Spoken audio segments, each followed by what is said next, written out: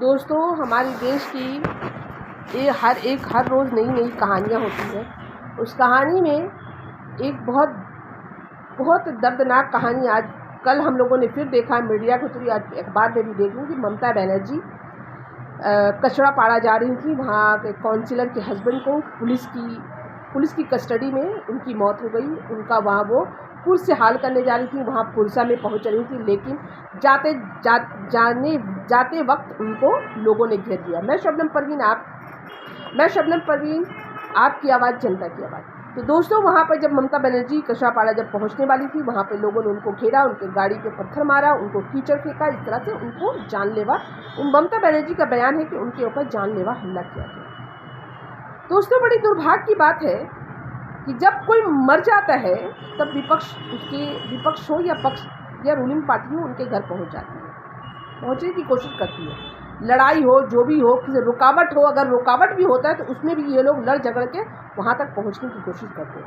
लेकिन देश में अगर हमारे शहर में अगर कोई ऐसा काम होता है जहाँ पे कालाबाजारी हो रहा है, जहाँ पे गलत काम हो रहा है, जहाँ पे हॉस्पिटल में इलाज नहीं होता है, सरकारी स्कूलें बंद हो रही हैं, जिस तरह के रास्ता घाट खराब हो रहा है, इतने बड़े बड़े जो चोर लोग हैं, ये चोर जो चोरी कर रहे हैं, इनके ऊपर कोई शिकंजा नहीं कसा जाता है, कोई शिकंजा नहीं कसा जाता है। लेकिन हमदर्दी जताने के लिए ये लोग पहुँचते हैं। जिस तरह से हमारे मुख्यमंत्री भी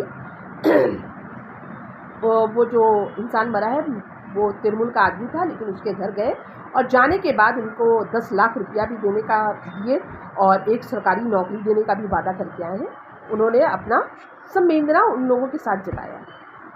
तो इस देश का दुर्भाग्य है कि इस देश में जब कोई घटना हो जाता है तो मुआवजा बहुत जल्दी मिल जाता है, नौकरियां जल्दी मिल जाती हैं, लेकिन इस देश का नौजवान, इस देश का शिक्षक, इस देश का स्टूडेंट रास्ता में लड़ता है, मरता है, पीटता है, उसको नौकरी नहीं मिलती। अभी जैसे हम लोगों ने देखा एसएससी का भी फिर से बवाल हो रहा है, एसएससी में नौकरी नहीं मिल रही है। हम लोगों ने देखा कि नौकरी टीचर नौकरी किस तरह से घपला हुआ, किस तरह से बिक्री हुआ, किस तरह से बेचा गया, टीचर किस तरह से मार खाई, ये भी हम लोगों ने देखा। अब तक हम लोगों ने ये नहीं देखा टीचर घपला, जो टीचरों की नौकरी किसने बेचा, उसको कितनी सजा हुई, ये हम लोगों को नहीं मालूम। अब तक पता, जनता ये नहीं जानती। लेकिन हाँ दोस्तों, अब देख लो भाई, अब हर कुछ हम लोग कर रहे हैं, सब कुछ कर रहे हैं। अब जनता के लिए एक बहुत कड़वी सच आ रही है कि अब जो हम लोग ये मोबाइल चलाते हैं ना, मोबाइल का डाटा जो हम लोग यूज़ करते हैं, अभी डाटा भी आपको टैक्स देना पड़ेगा। कल तक तो हम गाड़ी खरीदते थे उसका टैक्स देते थे, गाड़ी रास्ता में चलता था उसका टैक्स देते थे, टोल टैक्स देते थे, और खाने के मतलब हर एक चीज़ पर हम टैक्स देते थे, मगर मोबाइल फ्री चलाते थे। मोबाइल फ्री कंपनियों ने मोबाइल में फ्री जीबी देना शुरू किया और इस तरह से पूरे हिंदुस्तान के, पूरे दुनिया के लोगों को लत लगा दिया मोबाइल का।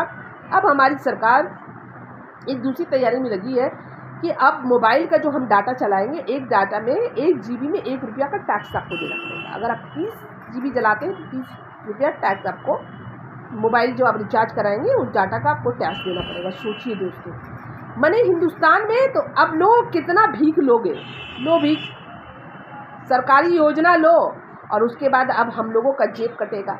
इस जो सरकारी योजना मिलता है सबों को तो नहीं मिलता, हर कोई को नहीं मिलता। गरीबों को तो टैग लगा हुआ है कि गरीब है उनको मिल जाता है, मिडिल क्लास लोगों उनको मिल जाता है। जो पार्टी पॉलिटिक्स करते हैं वो अपना ये सरकारी योजना को अच्छा तरह से इंतज़ाम करके वो ले लेते हैं। जिस तरह का भी देखिए लक्ष्मी भंडार के लिए लोग पागलों की तरह औरतें दौड़ रही हैं, उनको नहीं आया इस महीने में, सब पागलों की तरह दौड़ रही हैं। तो मैं अपने हिंदुस्तान की जनता से ये कहना चाहूँगी कि हम लोगों को सबको मिलकर एक वार्ता सरकार को देना चाहिए कि हमें भीख नहीं चाहिए, हमें ये दान पुण्य नहीं चाहिए, 5 किलो चावल नहीं चाहिए, हमें कोई भी सरकारी योजना नहीं चाहिए, पर हमारे बच्चों को अच्छा शिक्षा चाहिए, हमारे बच्चों को नौकरी चाहिए, हमारा हॉस्पिटल में अच्छा इलाज होना चाहिए, हमारा रास्ता अच्छा होना चाहिए, और हम जिस चीज़ के मुस्तहक हैं, जिस चीज़ के हकदार हैं, जो हम रिजर्व करते हैं वो जनता को मिलना चाहिए। मगर जनता ये नहीं देखती, जनता को कहाँ भीख मिल रहा, भीख के लिए परेशान हो जाती है। उसमें भी बहुत मुशक्क़त, बहुत मेहनत करने के बाद वो मिलता है। अन्नपूर्णा भंडार का जब फॉर्म भरा रहा था, साइबर कैफे वालों ने तो लाखों लाख रुपया कमा लिया सिर्फ फॉर्म भर के, क्योंकि हर कोई को तो फॉर्म भरना आता नहीं। एक फॉर्म भरने का 200 रुपया, लोगों ने मेरे पास आकर रिपोर्ट दिया है कि एक फॉर्म भरने का 200 रुपया। देखिए साइबर वालों का चांदी हो गया, वो लाखों लाख रुपया कमा लिया बैठ के। तो ये है हमारी देश की। तो हमारी देश की जनता को चाहिए कि सरकार से हमें अपील करना है कि सरकारी योजना हमें नहीं चाहिए, हमारा जो हक है वो हमें दिया जाए। जो इतनी महंगाई है, महंगाई की मार को कम किया जाए और शिक्षा दिया जाए, बच्चों को नौकरियां दिया जाए, हॉस्पिटल का हालात को अच्छा किया जाए, सरकारी स्कूलों को खोला जाए। ये हमारी मांग सरकार से करनी ज़रूरी है, क्योंकि अब मोबाइल में भी अगर हम लोगों को टैक्स देना पड़े तो अब हम कहाँ बचे हैं।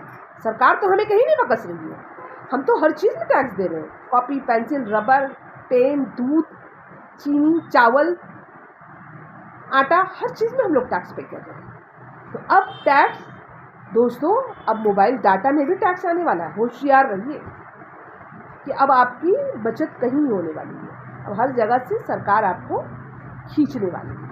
तो दोस्तों, मैं अपनी बातों को ख़त्म कर रही हूँ। आने वाली वीडियो में आपसे फिर मिलूंगी। अल्लाह हाफ़िज़।